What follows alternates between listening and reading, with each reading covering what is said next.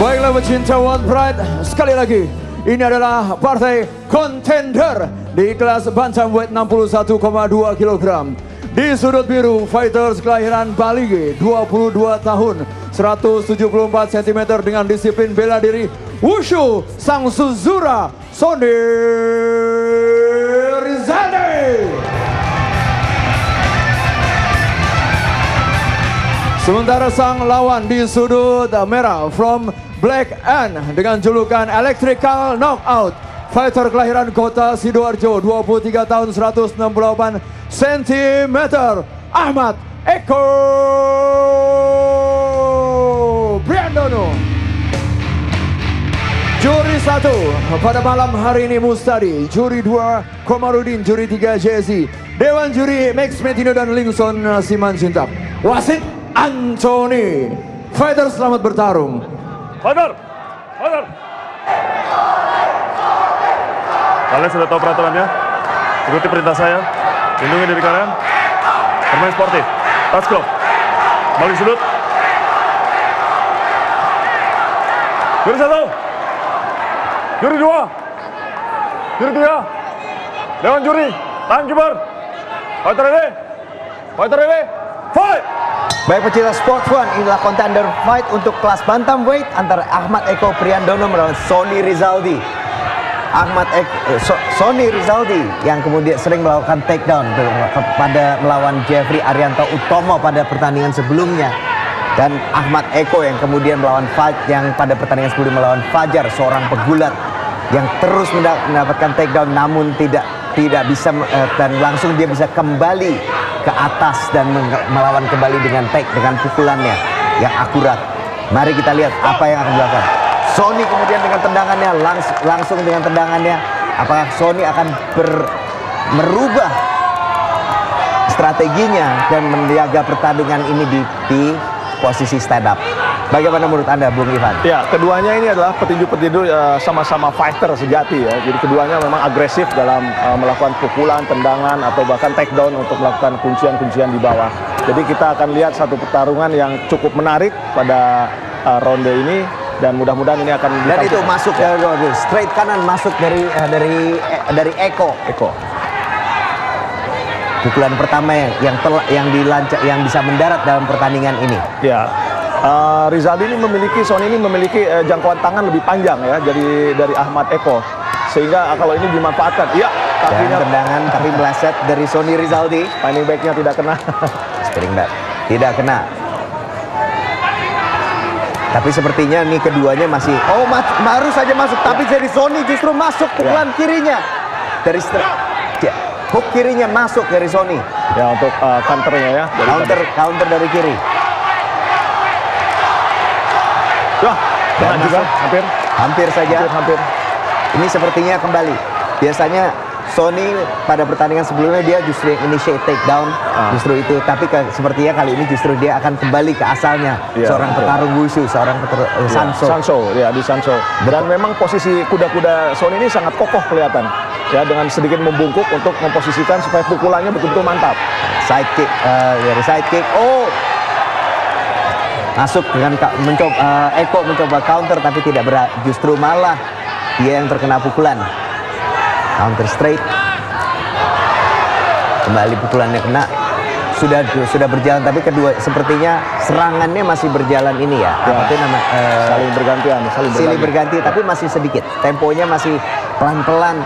Dia akan mencoba masih meraba-raba. Masih mengukur kekuatan lawan keduanya. Tidak langsung maju. Pada pertandingan ini juga dimulai lebih pelan ya. Sony pada sebelumnya pertandingan pertama dia itu dia masuk dan overhand right.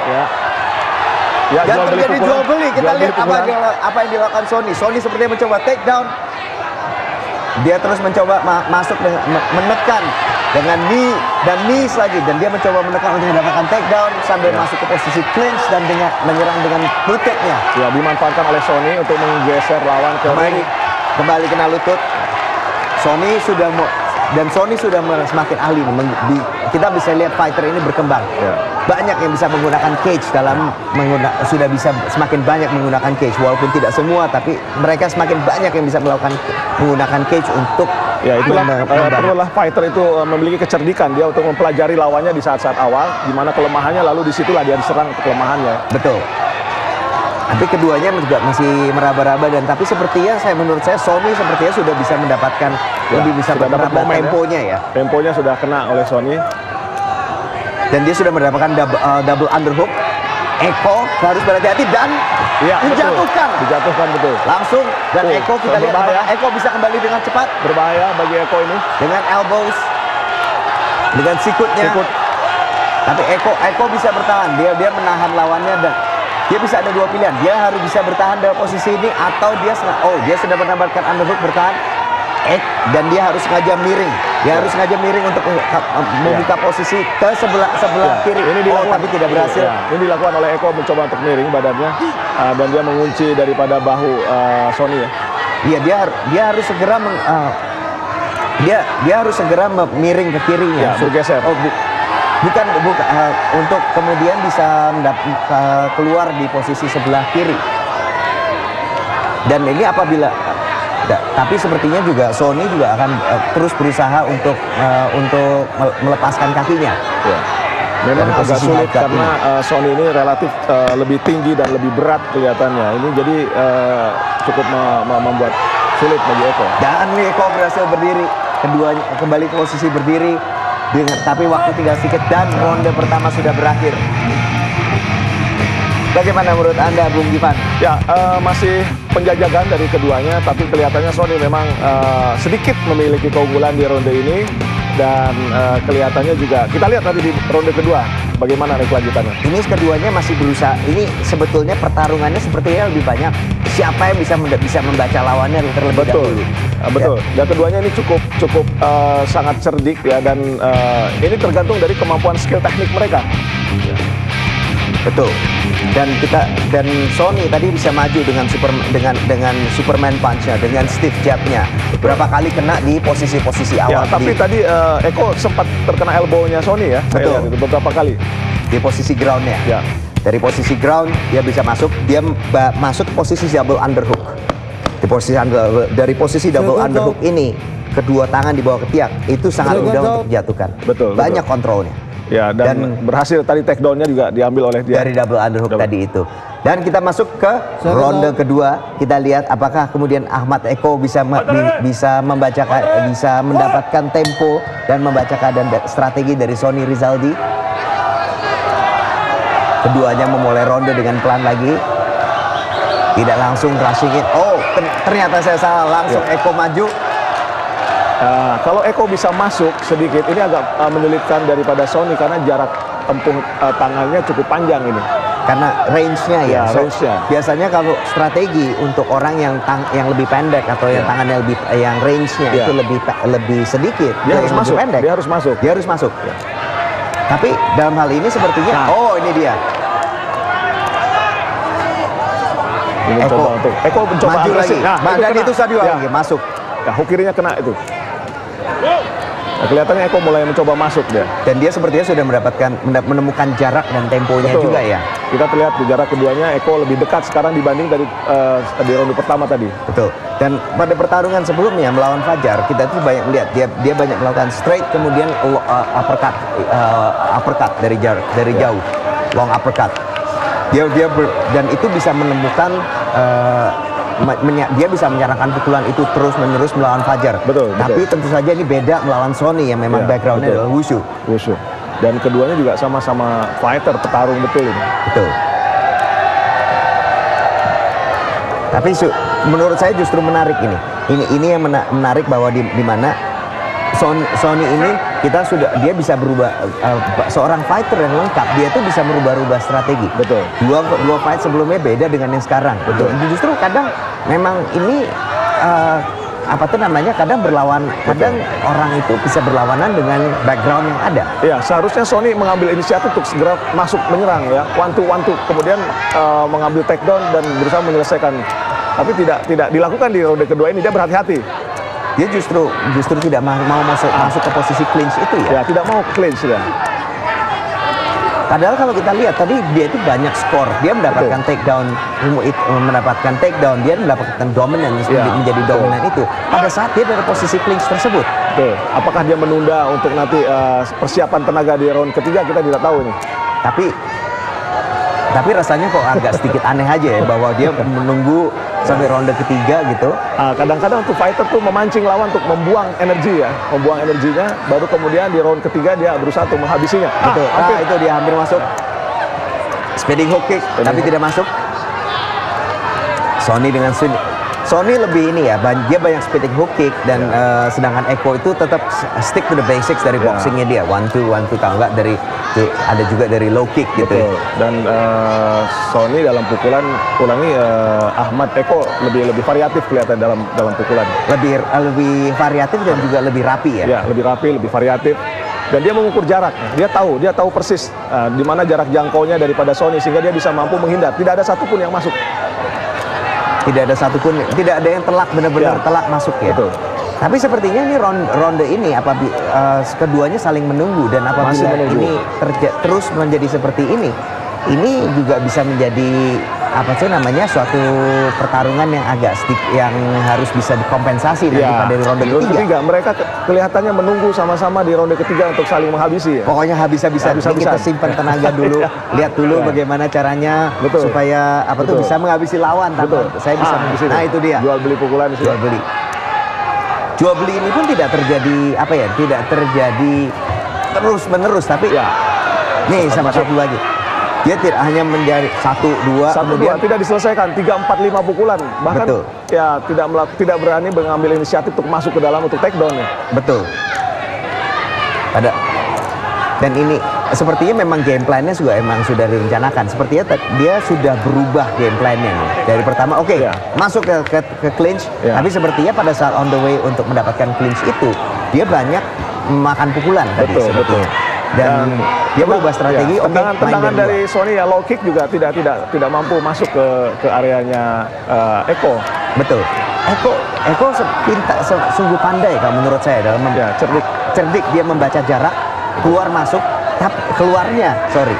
menghindari pukulan keluar. Betul. Tapi sayangnya dia tidak terlalu agak segan ya untuk kemudian masuk dan melakukan counter tersebut. Iya.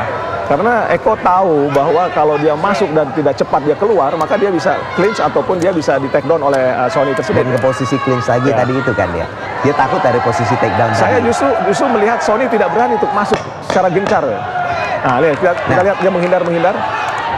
Justru Sony yang itu ya, Bung Ivan ya. Justru dia yang lebih hesitant, lebih ragu. Iya. Dan pukulan terakhir disarankan uppercut, disarankan di penghujung ronde ketiga. Kedua. Kita lihat nanti di ronde ketiga. Sulit saya untuk menentukan siapa yang lebih unggul di ronde ini. Kelihatannya seimbang. Kelihatannya seimbang ya. Jadi tapi memang tidak banyak aktivitas ya. Relatif lebih sedikit dari ronde pertama. Sepertinya seimbang di ronde kedua ini. Dan ronde pertama lebih unggul Sony sedikit saja. Tapi ini masih seimbang. Jadi ini ronde ketiga ini sebetulnya kita lihat masih banyak. Hanya di ronde kedua agresif dari Eko. Iya. Nah, apakah nanti penilaian agresif ini juga menjadi salah satu tolak ukur dalam penilaian Bung Bram? Iya. Itu juga, tapi agresivitas, ring control, ring generalship itu juga semua memang termasuk dari salah satu faktor penilaian. Dan memang dia kalau kita lihat tadi ya, saya setuju juga dengan Bung Ivan, yang initiate action, yang pushing for action, yang mendorong bahwa action ini terjadi itu adalah Eko. Betul. Tapi tidak dijabanin oleh Sony. Yang kita takutkan, kita khawatirkan adalah jangan sampai dari Sony ini akhirnya dia putus asa karena tidak masuk ya, tidak bisa memasukkan pukulan-pukulan telak dan sebagainya. Ya, setuju. Dan mari kita masuk ronde ketiga. Pertarungan antara Ahmad Eko Priandono dan Sony Rizaldi. Ahmad Eko membuka dengan low kicknya. Kedua masih terus saja seperti tadi. Sony Rizaldi dengan mendarkan tendangan gagal dicek oleh Eko. Nah, seperti Ahmad Eko, Sony yang kali ini yang lebih maju ya, lebih bisa initiate action ya. Dia menunda di ronde ketiga, mungkin ini salah satu dia akan berusaha untuk mencoba lebih masuk ya, lebih banyak masuk. Ya, dia akan mencoba masuk. mungkin tidak akan habis-habisan di sini, tapi terus saja namanya habis-habisan juga tidak Iya, betul. tidak berbuat konyol juga ya, Ya, langsung betul, main. betul. Masih- Tapi juga mesti ditaker juga gitu ya. Ini masih mengukur kekuatan juga, nggak berani ya. Masih hati-hati. Keduanya juga masih hati-hati juga. Gary masih mencoba dengan hook kirinya. Eko keduanya. sendiri pada pertarungan sebelumnya, dia itu sebetulnya dia yang lebih banyak mengcounter dari jadi Fajar. Dari Dia Fajar, melakukan takedown, terus melakukan takedown, dan dia yang berdiri. Sementara dia melakukan berdiri itu, dia yang kemudian menyerangkan satu dua pukulan. Tiap kali berdiri 1-2 pukulan. Nah, Iya. Dan akhirnya dimenangkan angka oleh Eko ini ya. Iya. Tapi itu kan sebetulnya sifatnya juga dia counter dari takedown itu sendiri. Dia takedown scramble 1-2. Tapi Scramble 1-2. Bung Bram, mungkin pada saat itu karena Fajar dalam posisi postur yang hampir sama waktu itu dengan Eko. Kalau Sony ini kan lebih tinggi dan kelihatan lebih besar gitu. Betul. Memang jadi range ini juga berpengaruh ya terhadap ini yang membuat mungkin agresivitasnya. Eko menjadi berhati-hati dia.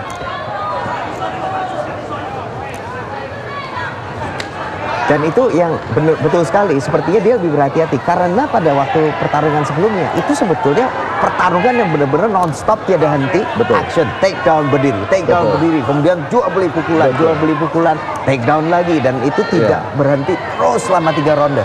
Sepertinya memang dia masalah jarak ini Betul. yang justru menahan Eko untuk kemudian pushing for action Dan juga. ada perubahan sedikit dari Sony juga. Ketika Sony melawan Jacobus Dale sebelumnya dia lebih agresif gitu. Iya. Di sini dia lebih banyak defensif di sini. Setuju. Ya. Dia juga kelihatannya, dan ini sepertinya keduanya memang sangat apa sih namanya, kalau saya bilang menghormati atas kekuatan lawannya ya, takut Betul. ya. Nggak bisa itu sembarangan gitu. Ini disinilah peran pelatih ya. Kita sisa 2 menit. Harusnya pelatih memberikan instruksi agar segera mencoba mengambil inisiatif. Mengambil inisiatif Ya, apapun betul. itu, pokoknya ini nggak bisa harus ditekan. Ini siapa aja, siapa yang menang, siapa yang kalah, terutama yang dia pelatih ini tahu Ya. siapa yang kalah, siapa yang tidak kalah dalam scorecard. Dia harus push Ya, for action. disitulah kejelian pelatih sehingga memberikan instruksi kepada yang dilatihnya ini, para petarung, untuk segera mengambil aksi atau inisiatif. Betul. Atau kalau tidak jeli, dua-duanya malah dibilangin, kedua pihak malah bilang, Kamu udah menang, diam kamu aja. udah menang, kamu diam aja, kamu tungguin aja. Tapi Gitu. ternyata skor salah ya. Skornya itulah. salah gitu. Nah, Kalau itu bahwa memang kejadian-kejadian seperti ini, kedua belah sering corner justru terjadi. bilang, Ya. kamu diam aja, kamu main defensif. Nah, Ya. itu yang sebetulnya Nah, tidak. ini Oh, hampir itu dia. masuk. Ya. Eko baru saja mendaratkan pukulan Pukulan, lagi. Dia menangkap tendangan dan kemudian menyerangkan tendangan itu. Sepertinya dia selalu menunggu tendangan itu ya. Betul, betul. 2 kali pukulan itu tadi ada. Berhasil ditangkap. Pas tendangan. hasil tangkapan dari tangkapan kaki tadi. Iya. Sayang sekali, ini sebetulnya bisa kesempatan untuk keduanya saling masuk. Ini ya, 1 menit terakhir. 1 menit, masih tidak ada instruksi. Stand toe to toe. Just apa tuh namanya? Saya pernah lihat dulu, pernah ada satu fight. Ya. Salah satu fighter di 15 detik atau 10 detik terakhir, Terakhir, dia dia bilang, mampu. dia nunjuk ke arah tanah. Sini, saya berhenti di sini. Kemudian dua-duanya kemudian jual beli tanpa Jual ada beli. yang mundur. Ya, sayang ini. Seharusnya keduanya bisa bermain lebih agresif. Ya. Oh, itu dia. Nah, disinilah mestinya kesempatan itu dimasukkan ya, baik Sony ataupun Eko. Sayang. 30 detik langsung. 30 detik. Tekan saja. Ya.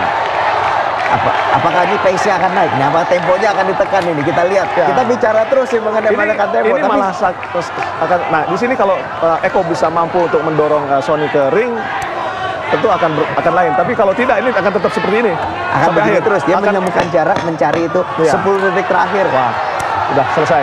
Sudah, jual beli. Kalau mau jual beli, ayo sekarang kita Ya, jual beli. Percuma. Ya, Mau sudah Eko, selesai. mau Sony, kalau mau Ya. jual beli, ayo kita jual beli sekarang. Tapi dan ronde Ya. ketiga berakhir.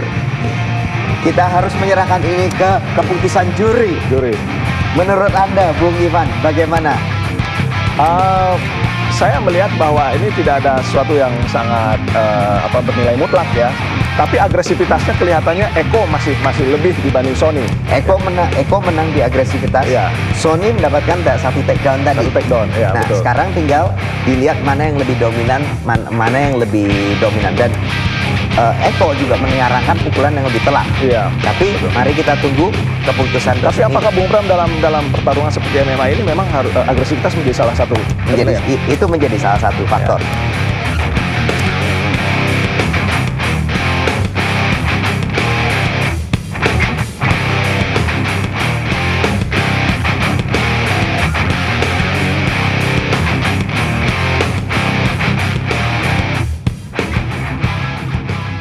Baiklah, pecinta World Pride. Setelah pertarungan sebanyak 3 ronde, juri memutuskan hasil kemenangan mutlak untuk kemenangan dari sudut biru atas nama Sony Rizaldi.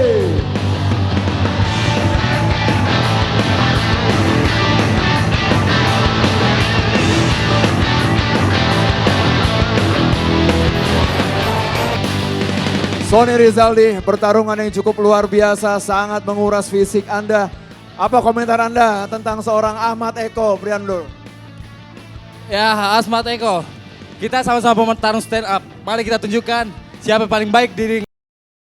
Ya, serta Ansop, community di Bali G, dan The Joker yang telah rela. Dan seluruh keluarga kami. Terima kasih. Baik, sekali lagi kita berikan tepuk tangan yang meriah untuk Sony Rizaldi.